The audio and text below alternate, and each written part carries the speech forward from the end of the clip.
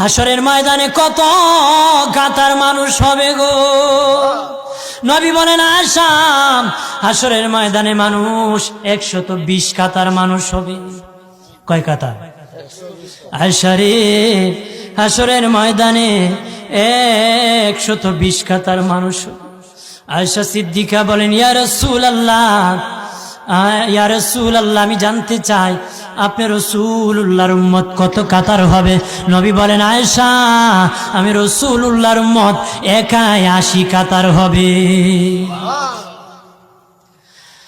আয়েশা বললেন ইয়া রাসূলুল্লাহ, অগাদিনে নবীজি 80 কাতার দিয়ে আপনার উম্মত হবে, আপনার উম্মতকে কেমনে আপনি চিনবেন?